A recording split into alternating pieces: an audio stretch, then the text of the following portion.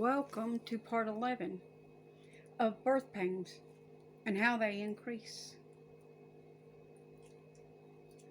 May 23rd, 2023. Let's get on into this footage. Skies look apocalyptic over Western Canada, where nearly 100 raging wildfires, fueled by unusually high temperatures over the last few weeks, have sparked the evacuations of thousands. And this the video fires was creating put out massive 23 amounts of hours smoke, ago. not only blanketing the skies, but also impacting the air quality across much of Canada and even the United States, painting a picture. These before and after videos of the thick smoke washing over Calgary earlier this week. 16th. Satellite imagery showing the haze wafting over both countries. Minnesota issuing health alerts statewide through this morning, some level red, urging residents to stay inside. I told you these things were going to continue because you continue with the graven images. You haven't taken them down, they're still up. You continue to build up Babylon. Your little skyscrapers. God is going to knock them all down. Just like he did the Tower of Babel.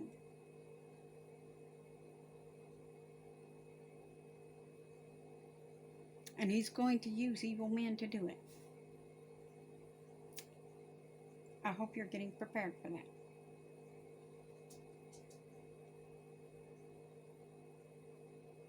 Because evil men and seducers wax worse. We've already talked about that in the first parts of this. Getting back into this. The normal big sky of Montana and North Dakota filled with smoke. I don't know if I ever remember this being thick. I've lived in North Dakota all of my life, and this is incredible. Kind of incredibly scary. NBC affiliate KFYR reporting one town recorded an air pollution index of more than 1,000 on Thursday. I thought we had analyzers that were not functioning correctly. So I've never seen these kind of numbers before. The EPA mapping out these states that are experiencing moderate to very unhealthy air quality levels. Back in Canada, people should consider staying inside as much as possible. There's growing concern these wildfires could impact global energy prices as the inferno forced some oil drillers in the region to halt production. One energy consultancy firm says an estimated 240,000 barrels of oil cannot be pumped daily. To our local leaders, please track the expenses that may be mounting. It's early for such wildfires to be burning so ferociously up north, and officials predict the situation is poised to grow only more dire into summer, saying it will be months before the fires can be brought under control without a shift in the weather. I guess the good thing is that we haven't had a fatality to this point in time. Right now, officials looking at any silver lining amidst the hellish landscape now before them. Psalm 9:17. The wicked shall be turned into hell, and all the nations that forget God. Have you forgotten God? Yes. You absolutely have. Now, as I was saying before I got interrupted,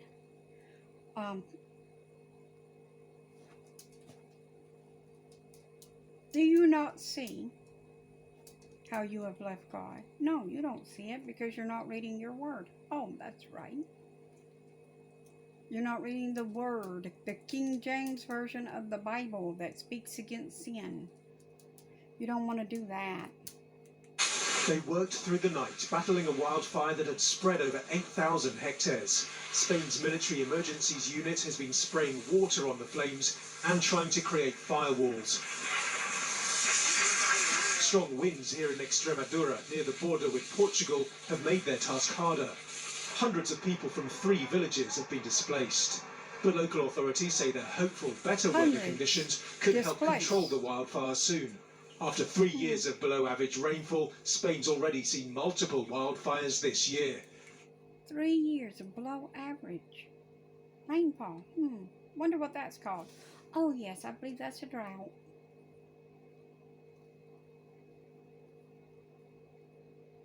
You should not have angered God.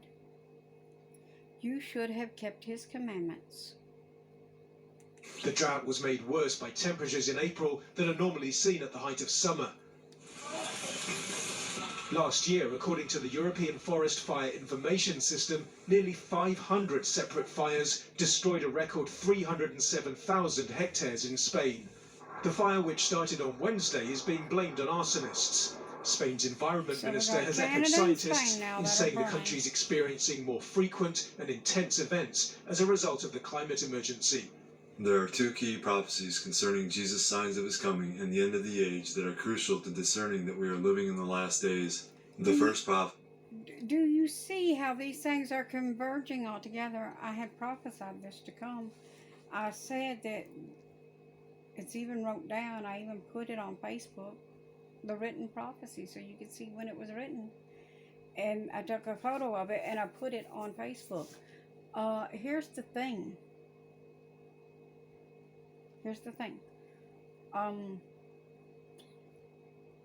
You're not supposed to. This is what the prophecy said. I'll get into that first. The prophecy said that these things would take place over the next years to come,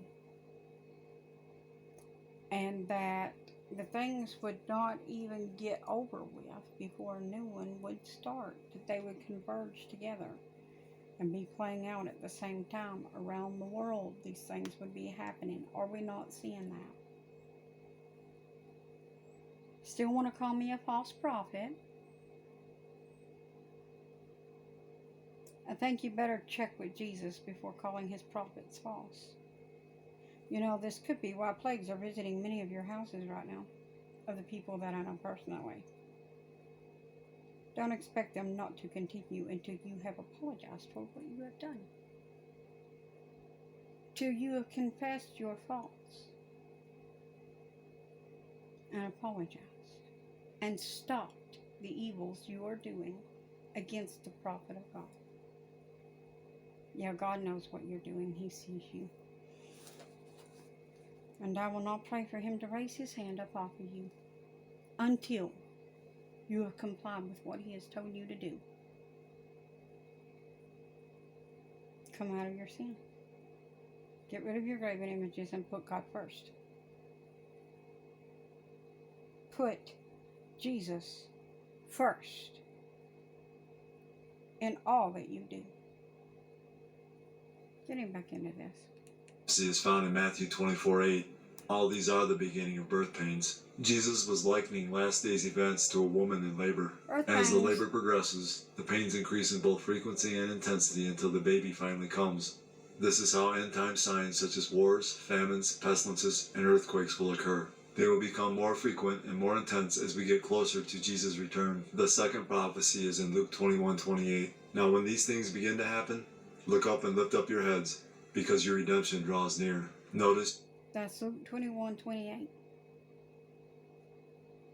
Look it up for yourself. Your redemption draweth nigh. I told you that. What does your redemption mean? It means you're about to be redeemed. You need to follow Jesus to be redeemed. You cannot be redeemed without the Lord. That means you have to be baptized in his name. You have to follow his example. You have to do as he did. You have to live as he lived. And you're not doing that. And yeah, I may speak sternly, but it's because I love you and because I'm fearful for you and I worry for your soul. If I do not speak sternly, you do not take me seriously. So I speak sternly to be taken serious. This is a very serious thing. I fear the Lord. I know what will happen to me. Not only would I die the death here, but the second death, if I go against my Lord. But may the angels from heaven struck me dead first, before I could ever turn against my God.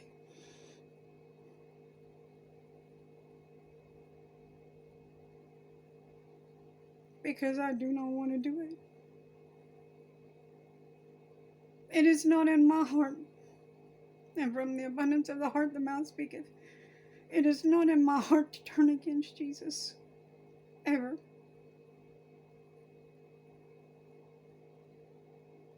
So in Jesus' mighty name I pray. May the angel strike me dead before I could ever turn against my Lord.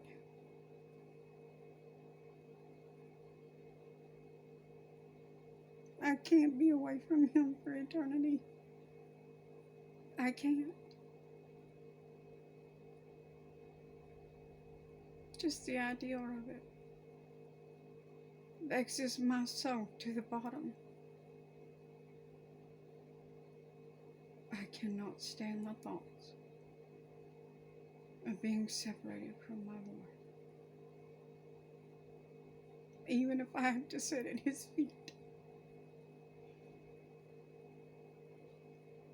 Nay, I do not request a spot at his side. I will sit at his feet, just so I could be near him. I do not place myself above any.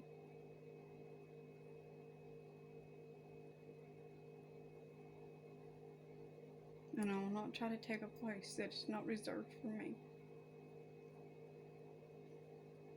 But if it is mine, then I want it. Whatever the Lord has for me, that is what I want.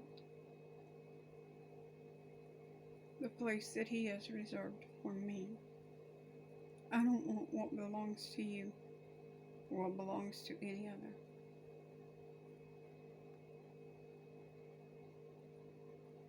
Let's get back into this footage. On her street. Her husband had put these wooden boards to prevent the water from seeping in through the front door. We thought there would be a limited amount of rain, about 10 to 15 centimetres. Instead, it was a much higher level. It's painful. We put a lot of resources into it to renovate. To see it in this state now is difficult to watch. Many here were trapped on upper floors while watching the rainwater invade their streets and homes. It's the worst flooding seen here in about a century. 6 months of torrential rain fell in a span of just 36 hours. Before that, the concern here was drought, and the soil was so dry that when that torrential downpour came, it couldn't absorb it. Thousands of acres of vineyards, fruit groves, and vegetable farms are now submerged. The damage likely to affect next year's harvest as well. More than 20 rivers burst their banks, sending torrents of muddy water tearing through entire towns, like here in Sant'Agata. Frightening hours that sisters Martina and Sandra Pianese still can't get to terms with. It was like having a river here. The current was so strong the rescuers couldn't reach us. We didn't have food or water. We didn't expect this. It's only the next day at 9 p.m. that the rescuers finally came. The pressure of the rising water broke a window at the back of the house. And within minutes, furniture was floating around. The level it reached clearly visible, about 1.5 meters. It's hard to point fingers under these circumstances, but some are putting at least some of the blame on old infrastructure that couldn't withstand extreme conditions. But mostly people say it's climate change that turns what looks like a peaceful body of water into a devastating tidal wave. It is not climate change.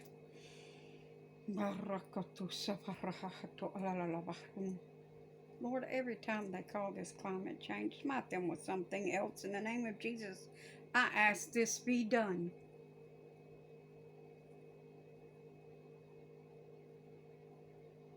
Every time they call it global warming or climate change, my Lord, show them the power of thy might and smite them yet again with something else. In Jesus' mighty name I ask.